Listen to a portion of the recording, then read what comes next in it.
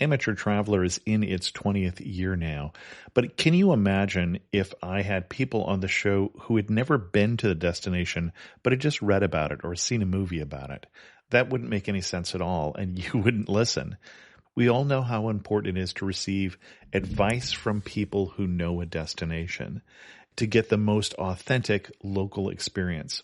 And a great option for experiencing this is Explore Worldwide and their authentic small group adventures, led by local tour leaders, perfect for solo travelers who want to meet like-minded people with a desire for adventure. I'm often an independent traveler, but 2 of my last 3 trips were with small group tours because they organize everything and it's a lot easier. If you want to recreate the tour I did to Malta, they have a Malta and Gozo Discovery Tour. I'm intrigued by one of their tours called A Taste of Sicily. The company again is Explore Worldwide, and visit exploreworldwide.com to learn more. And thanks to Explore Worldwide for sponsoring this episode of Amateur Traveler. The nights are long, the days are short, and the weather is chilly to downright cold depending on where you are. It's a good time to slip into a Quince iconic Mongolian cashmere sweaters, which start at only $50. You can treat yourself to everyday luxury at an affordable price with Quince. If you really want to dive into luxury, you can check out their leather handbags, washable silk shirts, and European linen sheet sets. Whatever you're looking for at Quince, all the prices are 50 to 80% less than similar brands, and they do that by partnering directly with top factories and cutting out the middleman. They only work with factories that use safe, ethical, and responsible manufacturing processes. And of course, they use premium fabrics and finishes for that luxury feel in every piece. But you've already heard me rave about my Quince travel pants. Treat yourself this winter without the luxury price tag. Go to quince.com/traveler for 365-day returns plus free shipping on your order. That's QUINCE.com/traveler to get free shipping and 365-day returns. Quince.com/traveler, and thanks to Quince for sponsoring this episode of Amateur Traveler. Amateur Traveler Podcast, Episode 41.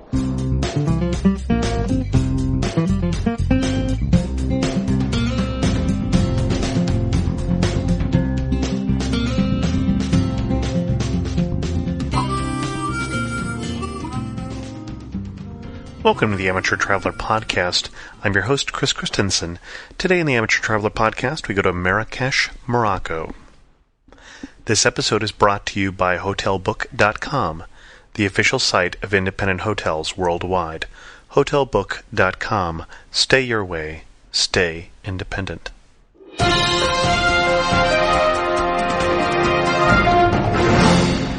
have 2 news stories for you this week. The first one is that the frequent flyer program turned 25 years old on May 1st, which is the anniversary of when American Airlines launched the first frequent flyer program. In the last 25 years, flyers have redeemed their miles for close to 280 million free flights, which is a pretty amazing number. But the other amazing number, the last number that I have seen reported for the number of unclaimed miles in frequent flyer programs right now, is 14 trillion miles. To put 14 trillion miles in perspective, that's the distance from the Sun to Pluto times 3. Although, as my wife points out, you won't be able to get on the flight to Pluto because those seats are all blacked out. So if you're having difficulty redeeming your frequent flyer miles recently, that might be why. The other That's Incredible story about airline travel is Airbus is trying out an idea with Asian carriers about having standing room only seats. Well, that's an odd concept. Standing room only non-seats on their planes. Basically, it would save 5 inches of space between you and the person in front of you if they would, instead of sitting you down, they would strap you into a slanted platform. You got to see a picture to believe it. I have links to that in the show notes at amateurtraveler.com.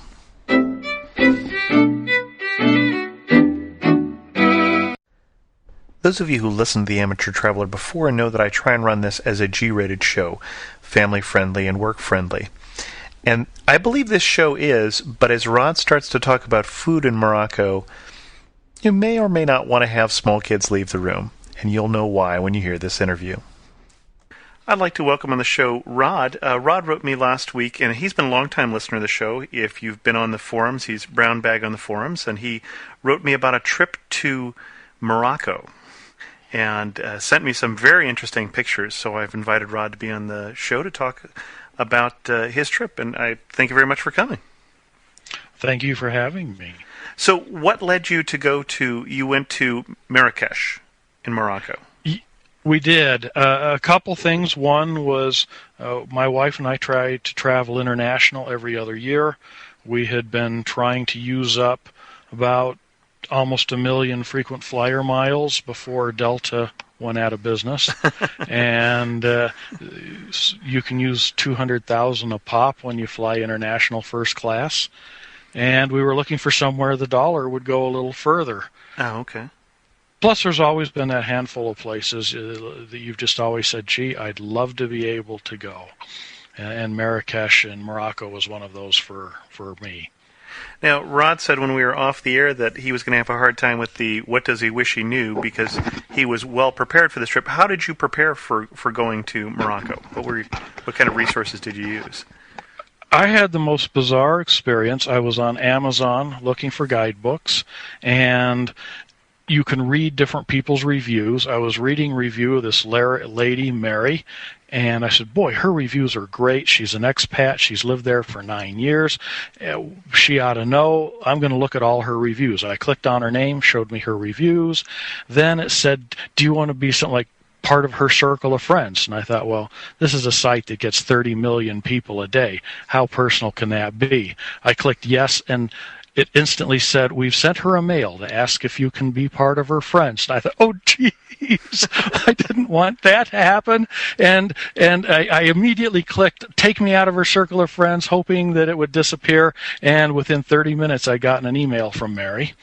And we shared emails back and forth, and by the end of the day, I found out she was the same age as me, used to live in Denver, has a lot of similar history, and by the end of the next day, we'd already been invited to her house when we were coming to Marrakesh. Oh, my goodness. By time the day was out, I said, I'm sorry to bother you, but while I have you on the line, how do I find a place to stay?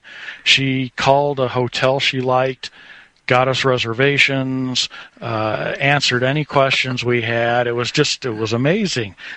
And so it was actually very cool. We did get to meet her, and I brought her some geology equipment because you can't buy it in Morocco. And I know on previous trips I joined various forums and things. Mm-hmm. I hadn't ever found one for Morocco.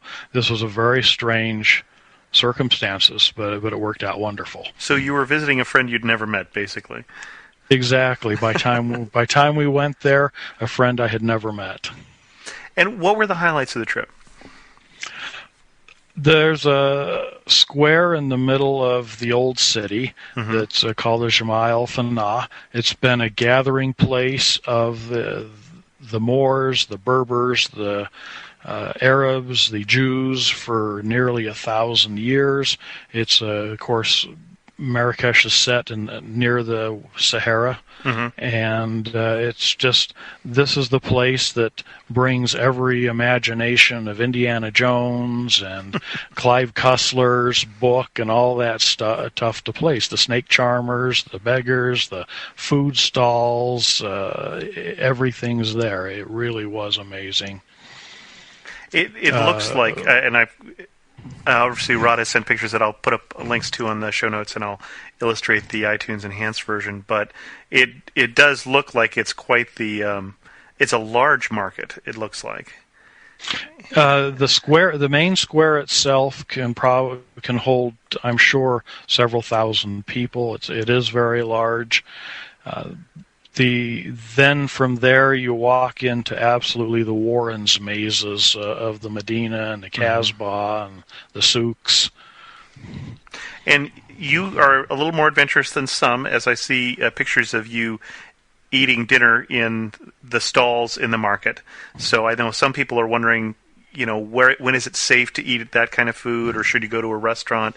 You guys obviously decided that this smelled good, looked good, and we're eating here on the street vendors in the market. We did feel a little bit like we were taking our lives in our hands on that one. The thing is not so much in general, very clean people, very clean place. The real restaurants are all good. The sad part, they have this giant square. About 5 p.m., they have little squares marked out. People show up. There's no running water. There's no electricity. They use propane. They set up their stoves. They get like 1 pot of hot water. We showed up first thing thinking, well, we're going to get the clean dishes from last night before they're dirty, because they literally take 1 pot and wash the dishes all night in that pot. And we did notice the guy washing the dishes had an open sore on his hand too. So it was like, yeah, okay, we made it through the one meal. Everything was fried or cooked really well.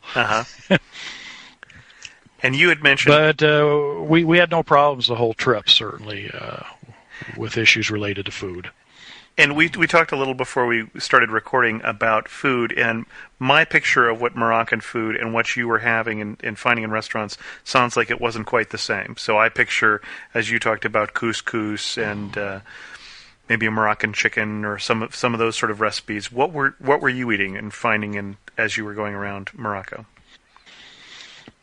What did you like, and what would you avoid next time? I actually liked everything they had, except we went to one fairly high-end, very traditional Moroccan restaurant, because we were told to do that. And we went in, and it was like the 5-course meal, and it had all the traditional things, everything from the lamb stew to the couscous to pigeon and phyllo dough and all the dishes. But the Berber stew that came, the guy put all the meat in my wife's plate, and in my plate there was kind of this gloppy-looking thing with a little bit of meat. Turns out I got the penis and testicles, which is a very, very high honor, but I have to admit it was a bit of an adventurous experience to try it, even by my standards. And it was not as bad as I thought it would be, although I didn't finish everything. Other than that, the food was great. Now, you mentioned a fact about meat in Morocco before we started recording, and I'm going to ask you to repeat that because it caught me off guard. All meat that's hanging in the market still has the genitalia attached to prove that it is male meat, because a Moroccan man will not eat female meat because it may still have female hormones in him and make him less of a man. That one was really news to me. I was caught a little off guard by that. And you said I didn't realize that. It's something that Mary told us about that I didn't know to look for. Interesting. And you say you didn't find couscous, which was one of the things that surprised you. The couple of things that we didn't get very much couscous, and somehow I expected to find a lot more dates. And while they were at the markets, you didn't really get them in meals, unless they were a little bit in the tangines, which were wonderful. And the other little side note, the most wonderful orange juice you have ever had in your life. Oh, interesting. It was spectacular. When you go to Hawaii, you get great pineapple. Chile, great kiwi, but oh my goodness, the orange juices in Morocco was unlike anything I'd ever tasted anywhere. And it looked like you got plenty of olives. Olives for everything. Olives for breakfast, lunch, and dinner of all different kinds. And I happen to like olives, which is fine, but I don't know if they go with my Cheerios, but sure. Well, apparently they went with my eggs, as you see in one of the pictures. Right. And as part of that, as a little side note, the French were wonderful in the sense that when they came to Morocco as the colonial masters, I guess it was, or leaders, they left the old cities intact, and then they built new cities around the old cities. And you can very much see the new city which is the French city with French cafes and French everything, compared to the old city, which is definitely very traditional Moroccan. And of the sites that you saw, you mentioned the market, and I just loved looking at some of your pictures of the spice merchant and the food stalls and those things. What other places did you find in Marrakesh that you were really glad you had gone to? Well, certainly spending a lot of time in the old city. The northern side of the old city is all the markets. It's amazing that there's just literally hundreds of these stalls, all with the same stuff, yet having looked at the guidebooks, there's actually differences between them, which was hard to figure out, but eventually you did. And then in the southern part, you had the Royal Palace, the Casbah, which is just the old fortress in the city, and you've got all these things outside of the city. You can get to the Atlas Mountains. We didn't, because we just ran out of time. There's a area called the Majorelle Gardens, which I took lots of pictures of. A guy who was apparently an artist and very well respected had these huge gardens made and a museum out of it, and he created a color called Majorelle blue, and you'll find all of the buildings have a little bit of this blue. And I'll throw in a little side note. Apparently some French guy that was like the leader, I don't know what you call it, the governor over the city at the time, loved the ochre color of some of the buildings. So he made it a law that all buildings in Marrakesh have to be ochre colored. None of them can be painted. Oh my. So it was actually a French guy that came up with that rule. Now, how are you getting around? I noticed you sent 2 pictures of the Majorelle Gardens, one with the tour buses there, which is just packed with people, and one after the tour buses left, which is just empty of people. So clearly you weren't going around by tour bus. No, we've had a tendency to generally go for the independent travel. It's very compact. We were able to walk everywhere. Oh, okay. And we also took taxis. And the taxis, even when they were robbing you blind, were still fairly reasonably priced. And language, how well do you... Moroccan would be the language that's spoken there. You were getting around with English, I'm assuming? The first language, of course, in general is Arabic, and the second language is French. Oh, okay. And language number 3 for you is German. English shows up somewhere around 5th or 6th. It's actually surprisingly it's probably the most difficult place we've ever been to get by with English only. Okay. And that is all that we know. We did have a couple cab drivers that knew just enough English to tell us we should learn French. And okay, so if you weren't going to learn Arabic, then French would be the next best, most helpful, and German after that. Yeah, French really is the best. They speak French a lot. There is a number of people that speak Moroccan, but they're really the native language is Arabic, then French. And of course, you can always get by because the place names, once you hear them or see them, are not that difficult to say. They know what they are. You can all figure out how to tell how much money it is. After a while, you learn to just try to force them to only take half of what they want and walk out of the cab if they want too much, and then they'll take it. But even still, Mary, the lady we knew, was always, it should be 20. And we're like, well, we're lucky to get by at 80. And she says, that's horrible. And sure enough, for one day when we were out in the new city where people actually live, the cabs just would ask for 20, but boy, as soon as you hit the tourist area, it was horrible. Sure. Eventually, we were like 40, and you'd hold it so they could see how much it was. They'd shake their head no, you'd walk away. They'd yell at you, you'd come back and go. But I think you've been to third world countries. Sure. They're all the same way. Well, and they're known for their trading skills. I mean, that's one of the things that very well known for. So it's pretty much a given. You're always going to lose. It's just a matter of how badly you're going to lose. There are, I guess as a side note, the big thing, of course, is buying rugs there, which we did not expect to do and ended up buying one. But in the markets, lots of places selling bad rugs, cheap rugs. After a while, you can tell that the dyes may not be stable. You always have to check that.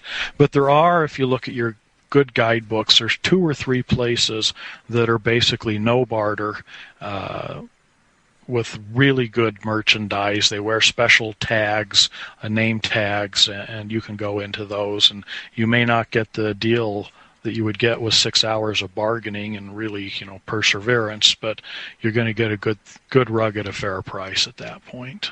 So what's the biggest advice you have for somebody who's going to go to Morocco? What's the thing that you found most useful to know? Well, I think in general, it's just the thing that people who travel a fair amount discover over time, which is you've got to take the place you're going, on its terms.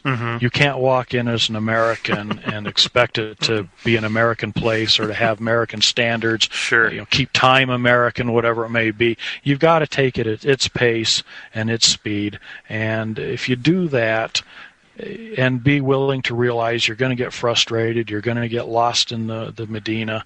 Half the people are going to tell you the wrong directions. Half of them will tell you the right directions. And but kind of sit back, relax. You're on vacation. Don't try to do the whole city in one day. Be there long enough to enjoy it. How long were you there? We were actually there for 9 days, which was probably too long. 9 days was too long. Was not long enough to get out to other places, but it was too long to see everything in Marrakesh. We always have had a feeling that you don't want to go in and try to see London in 2 days type of thing. You want to sit still long enough to get a feel for the city and what the city is. I suspect in Marrakesh that's somewhere around 5 to 6 days. You can really, at that point, feel like, I've seen the city, I know what's going on, and move on from there. Yeah, I talked to a friend today who told me she was going to Paris and could I give her recommendations. I said, how long are you going to be there? And she said 1 day. It's like, ooh, that's a little bit of a challenge. But yeah. In terms of taking things not expecting the U.S. when you go to Morocco, also not expecting the U.S. plumbing, according to at least one of the pictures you sent. Oh, that's right. It was one of the hole in the floor that was the bathroom, and that was actually at a pretty nice restaurant. And then the bucket on the side is both the place to wash your hands and to flush it at the same time, so to speak, because there's no toilet paper. Right. As a result, we used the hotel pretty You made sure you were at the hotel breakfast couple 3 times a day as necessary. Good restaurants in the new city did have Western plumbing, and that was helpful. And that's the way certainly anyone traveling to the third world has to be prepared for some of that. Now, it looked like dyeing was an industry that I don't associate with Morocco, but I see a number of pictures of freshly dyed garments, and is that particularly that you just happen to be in that area, or is that more well known in that area? Well, I don't know if Morocco or Marrakesh is known for that overall.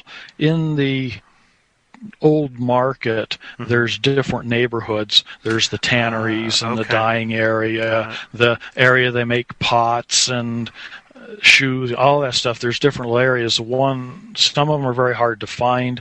Some of them are kind of hidden away. I guess that's the same as hard to find. The dyer's quarters is very visible, and when you look at these poor people, these guys are sticking their hands in dye and lye and whatever all the chemicals are all day long, and kids, we thought, it was both very colorful and exciting as well as very sad at the same time. So we did buy a little bit there as well. And I think that's how we got into there. After we bought some stuff, they took us in the back room, so to speak, to show us what was going on. Mm-hmm. And you have pictures of one of the museums that has a lot of the what I think of as Moorish, because I'm seeing it in Spain usually, but the very Islamic architecture with the very pretty geometric patterns, since they can't use any depictions of animals or people in their architecture. They have these wondery geometrics. Is that something that you'll see more in the Old City then? Absolutely. Well, it's everywhere, but mostly in the Old City and particularly in the museums. Of course, Moorish is from the Moors of the Moroccans, and you do see it there. And it was gorgeous architecture. I don't know what else to say about it. Particularly in the museum there was really gorgeous. Amazing the amount of time it must have taken to make that stuff. Yeah, especially one of the things I enjoyed about that architecture is the mosaics, and the intricate mosaics and the geometric patterns, and obviously it looks like that is very similar to what you'd find in southern Spain for obvious reasons. But very well, beautiful. certainly from Tangier to southern Spain has incredibly tight ties. Northern Africa and southern Spain have a lot of I think history crossing back and forth. And you mentioned that you went to Morocco, that you couldn't fly there directly, at least on the flights that you were using. So you were going through Paris to get here. Yeah, we were initially figuring, well, we'd fly Royal Air Morocco, which was a Delta partner, straight in. Turns out they don't take frequent flyer miles, and we were quote-unquote stuck on Air France.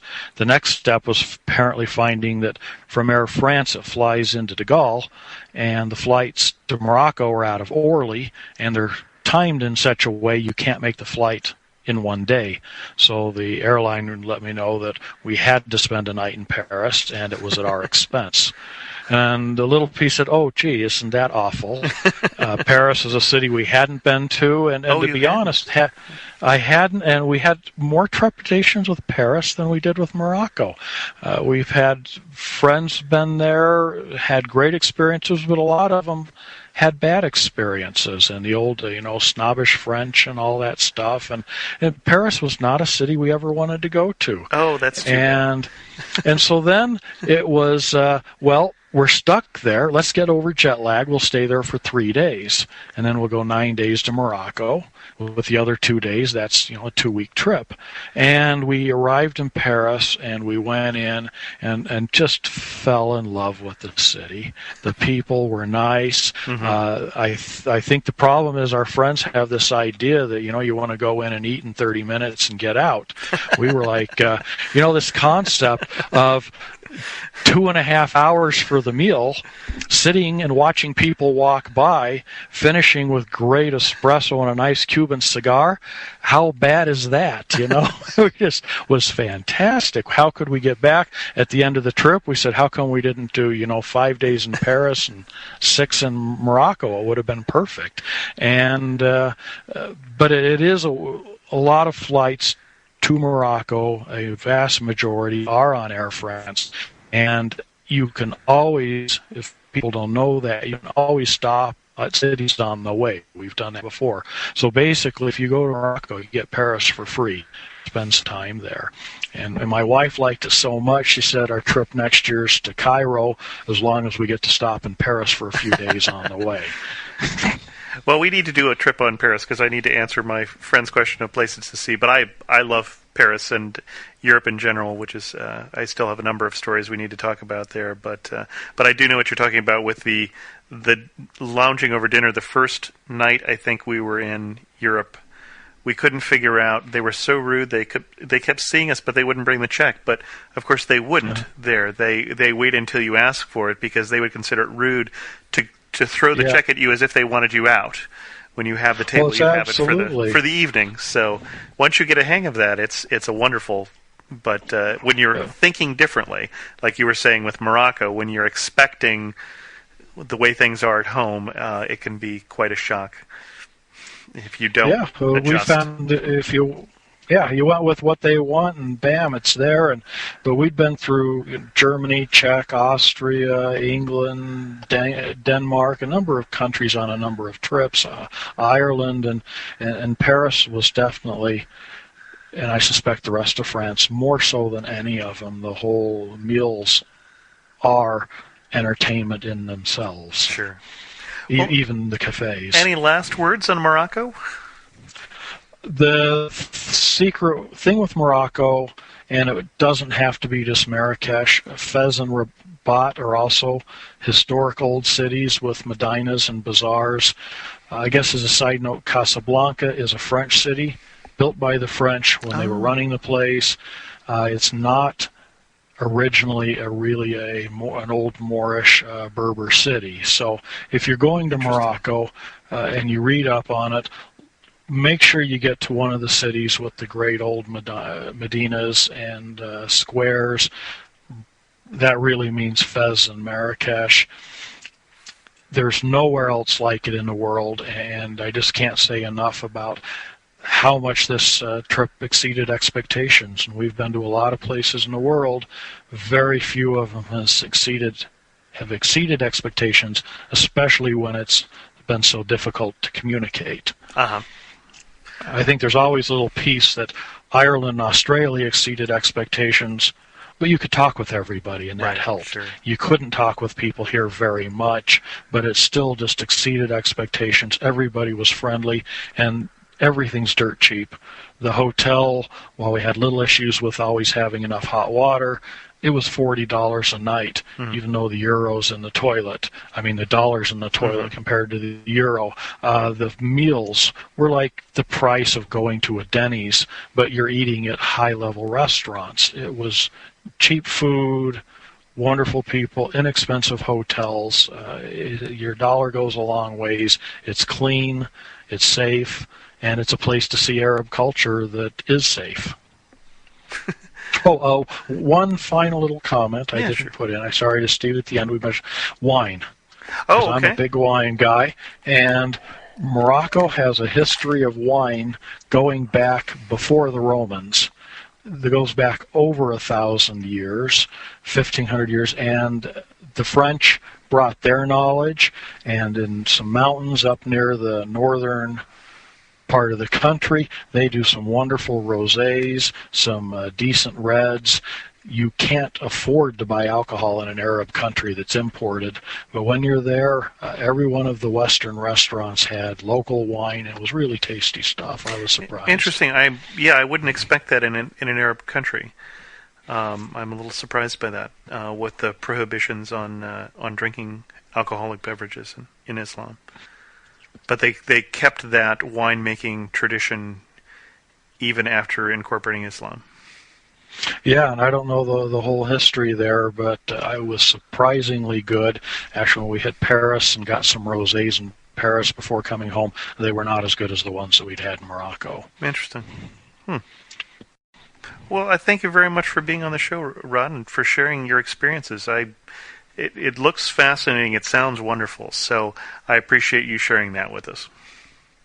Well, thank you so much for inviting me. I really appreciate it. I love your podcasts, and definitely wait for every new one to come out. Well, thanks very much. Well, this show has already gone a little longer because of the interesting interview with Rod, so I'm going to skip the section on Internet resources, but feel free to go to amateurtraveler.com and comment on this episode. Go to the discussion board, give me ideas for future episodes, and please, if you enjoy the Amateur Traveler podcast, tell your friends and vote for it at Podcast Alley, Podcast Pickle, Yahoo Podcast, and wherever fine podcasts are distributed. And thanks for listening. This episode was brought to you by HotelBook.com, which features nearly 5,000 unique and independent hotels in more than 140 countries. Whether it's a resort, a cabana, or a castle, HotelBook.com invites you to stay your way and stay independent. Visit HotelBook.com to see the latest destination deals with rates from $60 a night. From an upscale city hotel to a relaxing beach retreat, HotelBook.com will show you the best deals for that one-of-a-kind travel experience. HotelBook.com. Stay independent. The best and the brightest served up daily by the sharpest minds in content delivery, pod show, and limelight.